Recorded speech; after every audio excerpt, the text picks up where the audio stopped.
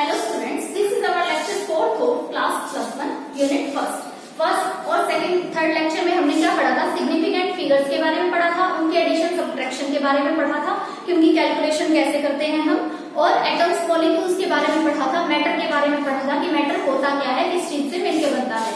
ठीक है, तो मैटर का जो सबसे स्मॉलेस्ट पोर्शन होता है हमें पता है कि वो क्या होता है, एटम होता है, और उसी सेम टाइप के एटम्स को मिला के या फिर डिफरेंट टाइप के एटम्स को कंबाइन करके हमारे पास मॉलिक्यूल्स और कंपाउंड बनते हैं। इसका मतलब क्या हुआ कि जो केमिकल रिएक्शन है उसमें एटम्स और मॉलिक्यूल क्या होते हैं, इन्वॉल्व होते हैं।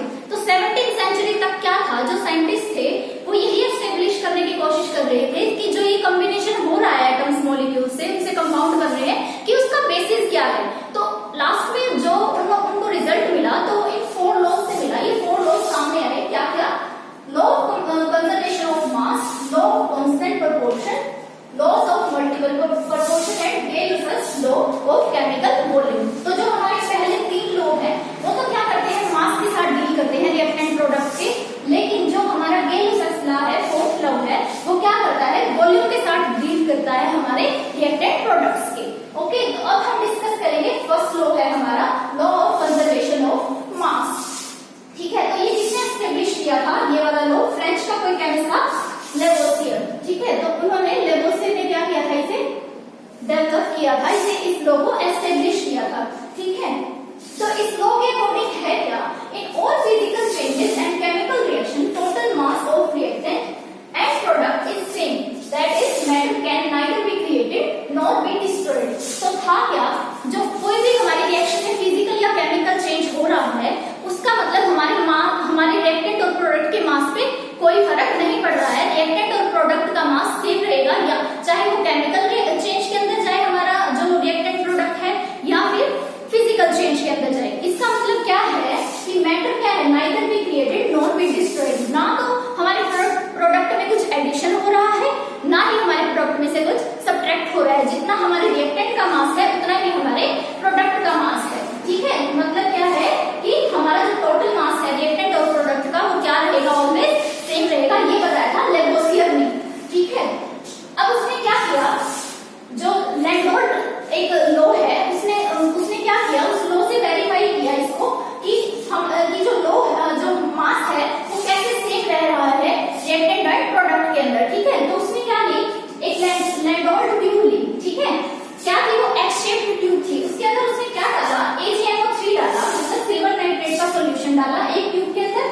ठीक, और दूसरी के अंदर क्या डाला उसने, NaCl का सॉल्यूशन डाला। ठीक, तो उसके बाद क्या किया, उसको शेक किया गया उस ट्यूब को अच्छे से, और तब हमारा क्या प्रोडक्ट बना, AgCl। ठीक है, क्या बना, सिल्वर क्लोराइड, उसके वाइट पीपीटी बने, और क्या बना, ये सोडियम नाइट्रेट हमारा साथ में और बना प्रोडक्ट, 2 प्रोडक्ट मिले और AgCl के वाइट पीपीटी बने। लेकिन जैसे ही हमने प्रोडक्ट का मास क्या किया, कैलकुलेट किया, वो क्या था, जो हमारे AgNO3 और NaCl के मास के इक्वल था। इसका मतलब क्या हुआ, मास में कोई चेंज नहीं हुआ। ठीक है, मास क्या रहा, सेम रहा। तो इसका मतलब ये लॉ प्रूफ हुआ कि law of conservation of mass, की mass can neither be created nor be destroyed, mass of reactant and product is always same.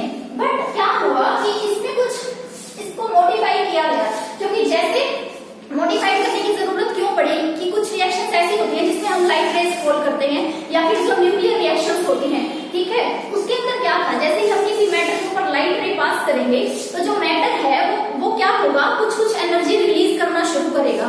ठीक है, तो कुछ एनर्जी रिलीज करेगा, तो इसका मतलब क्या है, क्या हुआ कि आपके प्रोडक्ट में क्या बनेगा, प्रोडक्ट का मास रिएक्टेंट के मास से थोड़ा बहुत क्या होगा, कम होगा, उससे मैच नहीं करेगा।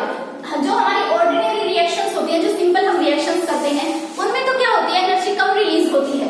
ठीक है, लेकिन जो न्यूक्लियर रिएक्शंस होती है उसमें large huge amount of energy क्या होती है, रिलीज होती है। तो इसका मतलब क्या है, जो हमने रिएक्टेंट लिया है उतना ही हमारा प्रोडक्ट नहीं बनेगा, उसका मास कुछ लेस होगा, क्योंकि साथ में क्या रिलीज हो रही है, ह्यूज अमाउंट ऑफ एनर्जी। तो इस वजह से क्या हुआ, मॉडिफाइड लॉ हुआ, क्या, sum of mass and energy of the system remains constant, कि मास और एनर्जी का जो सम है वो कांस्टेंट रहेगा।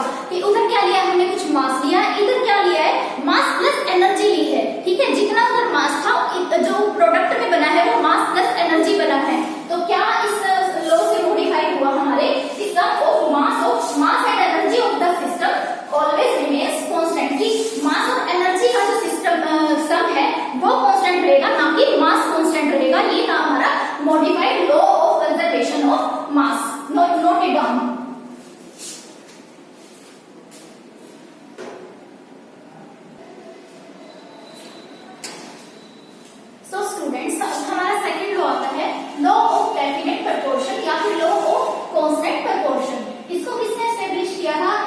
केमिस्ट थे जोसेफ फ्रॉस्ट ने, ठीक है। तो और जो ये लॉ है ये किसके साथ डील करता है, composition of various elements present in A compound, ठीक है, कि जो वेरियस एलिमेंट्स हैं किसी भी कंपाउंड के अंदर उनकी कंपोजिशन क्या रहेगी, ठीक है, उसके साथ ये डील करता है। तो इस लॉ के अकॉर्डिंग है क्या, a pure chemical compound always consist of same element combined together in a fixed proportion bye weight. तो इसके अकॉर्डिंग क्या है, जो एक हमारा प्योर केमिकल सब्सटेंस होगा वो क्या रहेगा, हमेशा सेम एलिमेंट्स उसके अंदर क्या होंगे, कंसिस्ट करेंगे, सेम एलिमेंट्स होंगे उसके अंदर एक प्योर केमिकल कंपाउंड के अंदर, जो क्या करेंगे, हमेशा कंबाइन करेंगे एक फिक्स्ड प्रोपोर्शन के अंदर, एक फिक्स्ड रेशियो के अंदर क्या करेंगे, कंबाइन होंगे। तो ये लो इस बारे में बताता है कि जो हमारे प्योर जो कंपाउंड्स होते हैं, जो उसके अंदर एलिमेंट्स होते हैं वो सेम होते हैं, ठीक है, और वो क्या करते हैं, कंबाइन करते हैं एक फिक्स्ड या फिर डेफिनेट प्रोपोर्शन के अंदर, ठीक है। जैसे कि हम एक एग्जांपल लेते हैं कार्बन डाइऑक्साइड का, ठीक है, फॉर्मेशन ऑफ कार्बन डाइऑक्साइड हमने करके देखी डिफरेंट वेज के अंदर। तो ठीक है, फर्स्ट वे क्या था, हमने क्या किया, कॉक को बर्न किया, ठीक है, क्या लिया हमने, कॉक लिया, कार्बन लिया, ऑक्सीजन के साथ उसे बर्न किया, हीट दी हमने, ये हीट का साइन है, ठीक है, उससे हमें क्या मिली, CO2, ठीक है। तो यहाँ पे कार्बन की कितनी है 12 और इसका कितना होता है एटॉमिक मास 32, 16 into 2 32, ठीक है। तो रेशो क्या आई 3 into में 3:8, ठीक है। तो इसमें कार्बन CO2 में कार्बन और ऑक्सीजन 3:8 में कंबाइन कर रहे हैं, ठीक है। अब हमने क्या किया, डिफरेंट उससे रिएक्शन से क्या किया, कार्बन डाइऑक्साइड को फॉर्म किया, क्या किया हमने, CaCO3 को डिकम्पोज किया। डिकम्पोज का मतलब क्या होता है, जो एक रिएक्टेंट है वो 2 और मोर प्रोडक्ट्स की फॉर्मेशन करेगा, ये होता है हमारा डिकम्पोजिशन रिएक्शन, आपने 10th क्लास में भी पढ़ी होगी, ठीक है। तो क्या किया, कैल्शियम जो कार्बोनेट है उसको हीट किया गया, तो क्या मिला हमें, क्विक लाइन मिला, ठीक है, ये क्या होता है quick line, calcium oxide plus हमें क्या मिली, दोबारा से CO2 मिली। यहाँ पे भी देखो CO2 की रेशियो क्या है, 12:32 में 3:8, 4 3 जा 12, 4 8 जा 32। तो यहाँ भी कार्बन किसमें है, 3:8 में, ठीक है। ये दोनों में क्या है, कार्बन की क्या है, फिक्स प्रोपोर्शन है, ठीक है, क्या 3:8 कार्बन डाइऑक्साइड की फिक्स प्रोपोर्शन। दोबारा से हमने क्या किया, तीसरी रिएक्शन और करके देखी हमारे सेटिस्फेक्शन के लिए, ठीक है, कि ये लो क्या हो जाए, फॉलो हो जाए। तो क्या किया हमने, by the action of dilute HCl on Na2CO3, ठीक है, सोडियम कार्बोनेट के साथ हमने डाइल्यूट HCl को रिएक्ट करवाया, तो हमारे क्या प्रोडक्ट की फॉर्मेशन हुई, Na2CO3 प्लस 2HCl, तो हमें क्या मिला, NaCl प्लस H2O, ठीक है, sodium chloride plus water plus CO2। यहाँ पे भी क्या हुई, CO2 की फॉर्मेशन हुई, और यहाँ पे भी CO2 किसमें है, 3:8 की प्रोपोर्शन में है, ठीक है, कार्बन और ऑक्सीजन दोनों। तो यहाँ से हमें क्या पता चला कि हमने जब कार्बन डाइऑक्साइड की फॉर्मेशन की, इसका मतलब क्या है, जो कार्बन डाइऑक्साइड है वो एक प्योर कंपाउंड है, ठीक है, इसके अंदर कोई इम्प्योरिटी नहीं है, इसलिए हम उसे कितने भी बेस से क्या कर रहे हैं, फॉर्मेशन कर रहे हैं उसकी, वो हमेशा फिक्स्ड रेशियो में ही रहेगा, 3:8 में, ठीक है। अगर मतलब इस जो ये लो है इसकी कंडीशन यही है कि हमारे पास जो कंपाउंड है वो प्योर होना चाहिए, जिसकी हम फॉर्मेशन करना चाह रहे हैं, ठीक है। अगर वो उसके अंदर थोड़ी सी भी इम्प्योरिटी होगी तो ये लो फॉलो नहीं करेगा। उसके बाद एक एग्जांपल आता है, जैसे कार्बन को ही लगा लो तुम, ठीक, तो क्या है, जैसे कार्बन के 2 आइसोटोप मान लिए हमने, कार्बन आइसोटोप्स की फॉर्मेशन करता है, ठीक है, आइसोटोप की फॉर्म में होता है, एक होता है कार्बन 12 और एक होता है कार्बन 14, ठीक है। कार्बन 12 के अंदर अगर CO2 की बात करें तो फिर कार्बन और ऑक्सीजन की रेशियो कितनी आ रही है, 3:8। अभी हमने देखा, ये हमने कार्बन 12 का आइसोटोप ले लिया, अब क्या किया हमने, कार्बन 14 का आइसोटोप लिया और CO2 की फॉर्मेशन मिली, तो अब कार्बन का एटॉमिक मास कितना होगा 14 और ऑक्सीजन का वही 32। तो अब कितनी आई,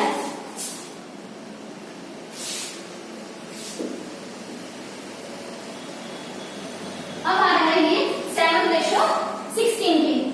तो हमारी क्या हुई, हमने क्या देखा, जो क्या है ये कार्बन 12 और कार्बन 14 आइसोटोप से हमारी क्या हो रही है, फिक्स प्रोपोर्शन में नहीं आ रहे हैं। इसका मतलब यहाँ से हमें क्या पता चला कि जो भी हम आइसोटोप्स वाली जो हम कंपाउंड लेंगे, एलिमेंट लेंगे, वो हमेशा क्या लेंगे, हम सेम आइसोटोप लेंगे, डिफरेंट एलिमेंट्स के अंदर, डिफरेंट कंपाउंड्स के अंदर हमें क्या लेना है, हमेशा सेम आइसोटोप लेना है। जैसे यहाँ पे हमने क्या लिया, अगर कार्बन 12 का ले रहे हैं तो हर जगह हमें कार्बन 12 का ही आइसोटोप लेना पड़ेगा। जब हम रिएक्शंस करवा के देखेंगे, अगर कहीं पे भी हमने कार्बन 14 ले लिया तो क्या होगा, फिक्स प्रोपोर्शन नहीं आएगा,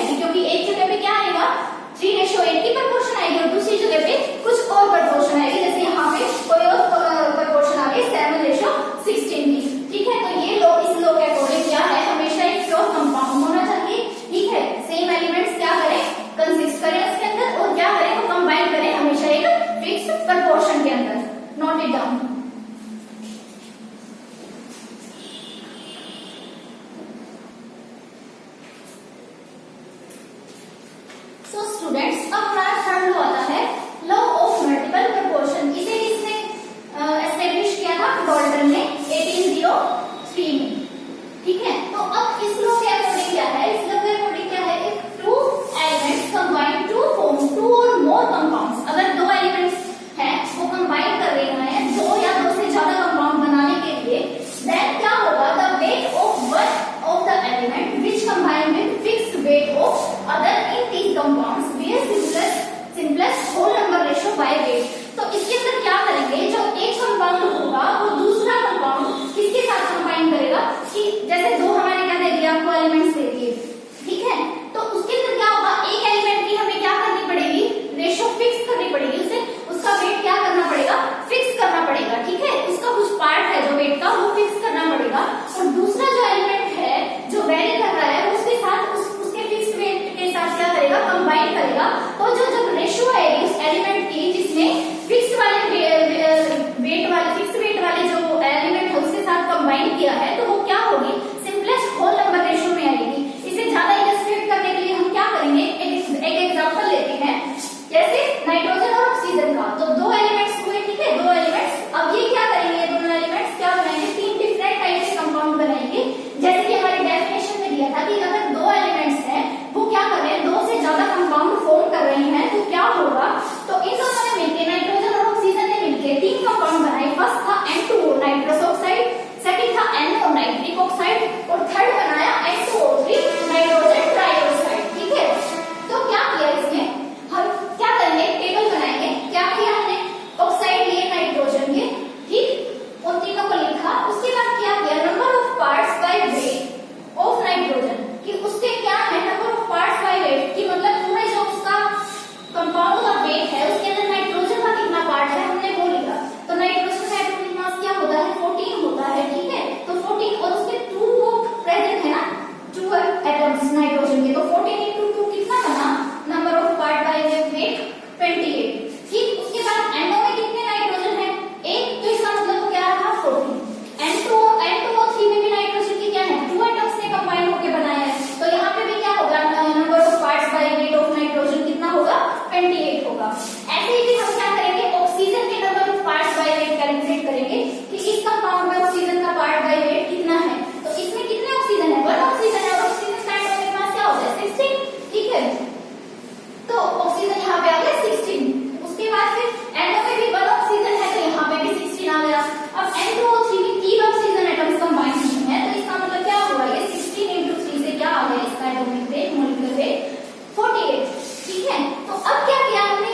अकॉर्डिंग टू डेफिनेशन इस लॉ की क्या था कि एक एलिमेंट क्या होगा? फिक्स्ड बाय वेट, उसे क्या करेंगे? उसकी रेशियो क्या करेंगे? फिक्स्ड करेंगे। तो हमने नाइट्रोजन की रेशियो को 40 पार्ट्स क्या कर दिया? फिक्स कर दिया। तो 40 पार्ट्स ऑफ नाइट्रोजन है फिक्स्ड वेट लिया हमने, ठीक है। तो अब हमने देखा कि हमारा फर्स्ट कंपाउंड है उसके अंदर N2O है, मतलब नाइट्रोजन का पार्ट बाय वेट कितना है? 28 है, लेकिन हमने क्या किया? उसको फिक्स करना है 14 पे, ठीक है, क्योंकि हमने एक एलिमेंट का तो फिक्स करना ही है इसके अंदर। तो हमने सोचा कि हम क्या करेंगे? नाइट्रोजन का पार्ट बाय वेट क्या करेंगे? फिक्स करेंगे, उसको 14 करेंगे, ठीक है।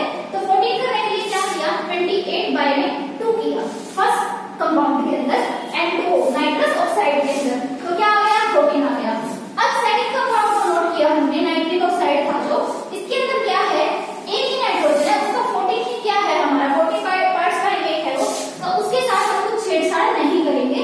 ऐसे ही थर्ड उसके अंदर गए हम, थर्ड कंपाउंड है नाइट्रोजन ट्राइऑक्साइड, तो ठीक है, इसके अंदर भी क्या है? नाइट्रोजन का 28 पार्ट बाय वेट है, लेकिन हमें इसे क्या करना है? 14 करना है, तो यहाँ पे क्या होगा? डिवाइड बाय 2 से ही आया ये 14, ठीक है, तो मतलब यहाँ पे क्या हुआ? 40 parts of nitrogen as fixed weight हमने कर दिया।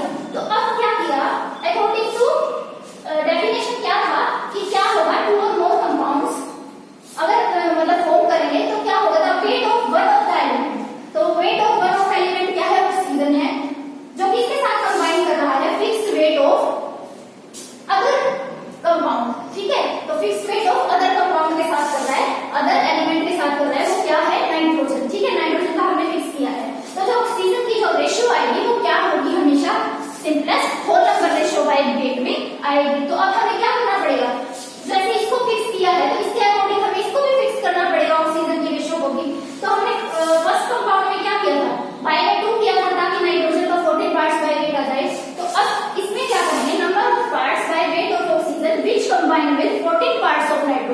कि जो वो ऑक्सीजन है वो फिक्स्ड वेट के साथ ही क्या करेगी, कंबाइन करेगी नाइट्रोजन में। तो यहाँ पे भी हमने 28 बाय 2 किया था, तो हमें यहाँ भी 16 बाय में क्या करना पड़ेगा, 2 करना पड़ेगा। तो यहाँ पे कितना आ गया, 1 आ गया। ठीक, सेकंड कंपाउंड में हमने कोई छेड़छाड़ नहीं की थी, 14 ही था हमारा, 14 पार्ट्स बाय वेट था नाइट्रोजन का। तो हमें यहाँ भी क्या लेना है, इसको 16 लेना है, इसको डिवाइड बाय 2 हम नहीं करेंगे। तो यहाँ पे क्या आ गया, number of parts by weight of oxygen 16 आ गया। उसके बाद फिर यहाँ पे देखो डिवाइड बाय 2 किया था हमने नाइट्रोजन के 28 पार्ट्स को 14 पार्ट्स बनाने के लिए, तो हमें 48 बाय 2 करना पड़ेगा ऑक्सीजन के पार्ट्स को भी उसके साथ कंबाइन करने के लिए। तो यहाँ पे कितना आ गया, 48 डिवाइड बाय 2 इसके इक्वल आ गया, 14 के इक्वल आ गया। तो अब हमने क्या देखा कि जो ऑक्सीजन है उसकी रेशो कितनी आ रही है, 8:16:24, बट ये सिंपलेस्ट होल नंबर रेशो अभी नहीं है, तो हम इसे सिंपलेस्ट होल नंबर रेशो बनाएंगे तो कितनी आएगी, 1:2:3। तो ये आ गई हमारी oxygen simplest whole number ratio में। तो अब आप लोगों को इस चीज से क्लैरिफाई हो गया होगा कि ये डेफिनेशन कह क्या रही है कि अगर दो एलिमेंट्स कंबाइन कर रहे हैं, दो या दो से ज्यादा कंपाउंड बनाने के लिए, तो उनके अंदर जो वेट होगा एक एलिमेंट का, जो दूसरे एलिमेंट से कंबाइन कर रहा है, जिसकी क्या है, फिक्स्ड है, जो वेट है उसका, जैसे हमने यहाँ पे नाइट्रोजन का फिक्स्ड वेट किया है, तो जो एलिमेंट ने कंबाइन किया है ना फिक्स्ड वेट वाले एलिमेंट के साथ, तो वो उसकी क्या होगी, जो रेशो आएगी वो simplest whole number ratio by में वेट होगी, जैसे ऑक्सीजन की हमारे यहाँ आई है। Note it down.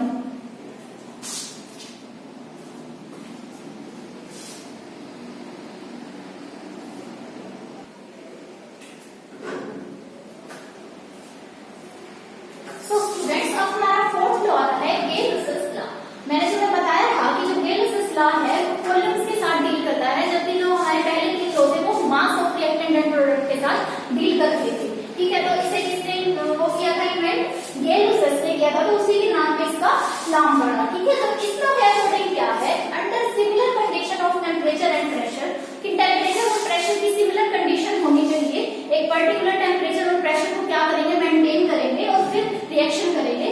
तो क्या होगा इसके अंदर, when gases combine they do so in volume, कि under similar condition of temperature और प्रेशर के अंदर जब गैसेस कंबाइन करेंगी तो जो उनका वॉल्यूम होगा वो भी क्या करेगा, सिंपलेस्ट होल नंबर रेशियो में एग्जिस्ट करेगा। तो गैसेस का जो वॉल्यूम है वो भी सिंपलेस्ट होल नंबर रेशियो में होगा। ठीक है, एक दूसरे के साथ, कि मतलब जो रिएक्टेंट है वो भी एक दूसरे के साथ क्या होंगे, उनका वॉल्यूम सिंपलेस्ट होल नंबर में होगा, और जो प्रोडक्ट की फॉर्मेशन होगी, तो प्रोडक्ट की फॉर्मेशन भी क्या होगी, गैसियस होगी, तो वो भी क्या होगा, उसके साथ भी रिएक्टेंट का जो वॉल्यूम होगा वो क्या होगा, सिंपलेस्ट होल नंबर में होगा। ठीक है, तो क्या था, जो गेल-लुसाइस था उसने क्या किया, जो केमिकल रिएक्शंस थी उसके अंदर क्या लिया, जो रिएक्टेंट एंड प्रोडक्ट थे वो गैसेस ली। ठीक है, और उसके बाद क्या किया, उनको रिएक्शन करनी शुरू की गैसेस लेके, रिएक्टेंट एंड प्रोडक्ट क्या लिए उसने, मतलब रिएक्टेंट क्या लिए उसने, गैसेस लिए, तो जो प्रोडक्ट मिले वो भी क्या मिले उनको, उसको गैसेस में मिले, तो उसको